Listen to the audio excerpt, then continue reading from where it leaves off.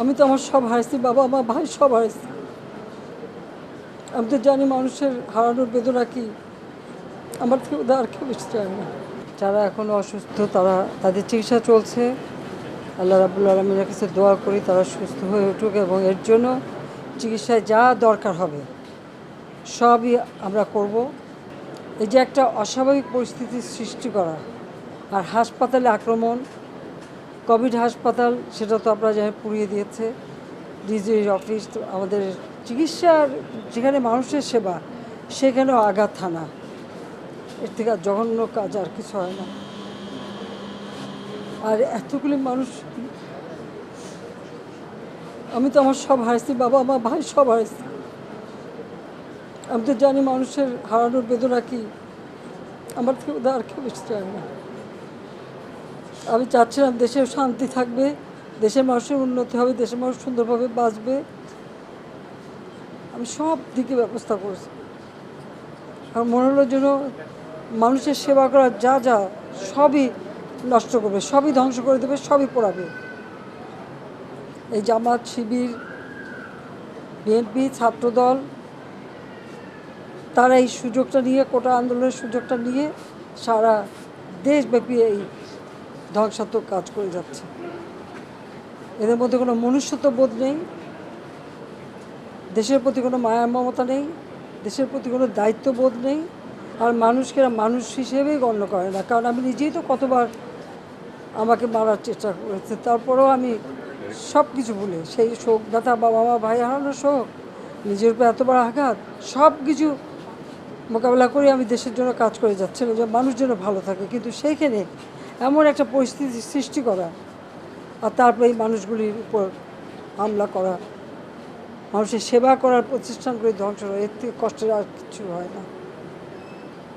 আমি আবারও বলবো যে দেশবাসীকেই বলবো, যারা এই ধরনের জঘন্য কাজ করে, কোথায় কী আছে খুঁজে বের করা, তাদের উপযুক্ত শাস্তি দেওয়া, যেন আর কখনো এই দেশের মানুষের জীবনে কেউ ছিনিমিনি খেলতে না পারে, যেটা আমি কখনো চাইনি, কখনো চাইনি। এইভাবে মানুষ আপনজন হারাবে, এইভাবে মৃত্যুর মিছিল হবে, এটা আমি কখনো চাইনি। কিন্তু আজকে বাংলাদেশে সেটাই করলো।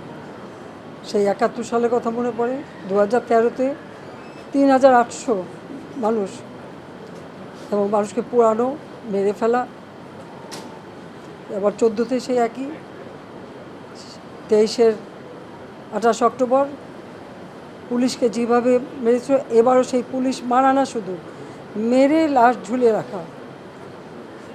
আওয়ামী লীগের আমাদের গাজীপুরে তাকে মেরে ঝুলিয়ে রাখা, এ কী বর্বরতা, এ কী জঘন্য, এদের কোনো মনুষ্যত্ব বোধ নেই। আমি ডাক্তারদের ধন্যবাদ জানাই এবং প্রত্যেকটা হাসপাতালে যেখানেই রুগী গেছে, রুগী নেওয়াও তো মুশকিল ছিল, কারণ তাদের কি শাটডাউন,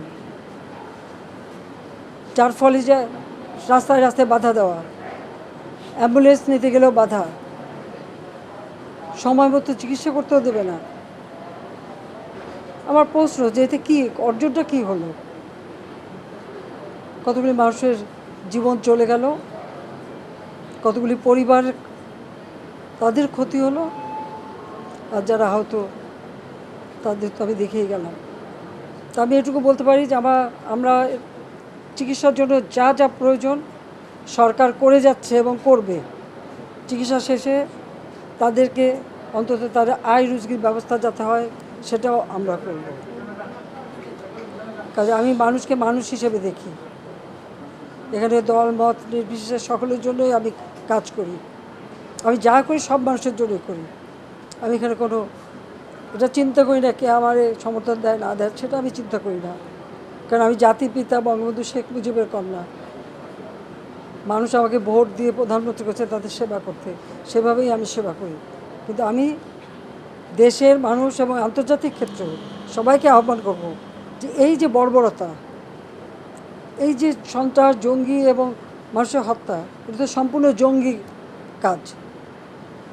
আর এত হাত কাটা, রক কাটা, পা কাটা, আমাদের ছাত্রলীগের ছেলেদের খালি চট্টগ্রামে সেই 6 তলা থেকে ফেলে দেওয়া, তাদের রক কেটে দেওয়া, পড়ে যাওয়ার পরেও তাদের উপর হামলা। কোন ধরনের বর্বরতা? আমি আমার দেশবাসীর কাছেই আমি এটুকু বলবো যে তাদেরই যারা অপরাধী খুঁজে বের করে দিতে হবে এবং সকলে ঐক্যবদ্ধ হতে হবে এই বর্বরতার বিরুদ্ধে আর এই ধরনের জঘন্য ঘটনার বিরুদ্ধে। আমরা তো সব দাবি মেনেই নিয়েছি, তারপরে আবার কেন? সেটাই আমার প্রশ্ন। এটাকে এই জঙ্গিবাদকে সুযোগ করে দেওয়ার জন্য? আল্লাহ রাব্বুল আলামিন এই দেশের মানুষকে সহায়ক হোক, সহায়তা দেন, সেটাই আমি চাই। আর যারা আছে তা আহত আরও হাসপাতাল আছে, আমি একে একে সব জায়গায় যাব। দেশবাসীকে বলে আপনারা দোয়া করেন যেন এই যে জঙ্গিবাদ আর জুলুম এর হাত থেকে যেন মানুষ মুক্তি পায়, মানুষের জীবনে যেন শান্তি আসে। আপনাদের সবাইকে ধন্যবাদ।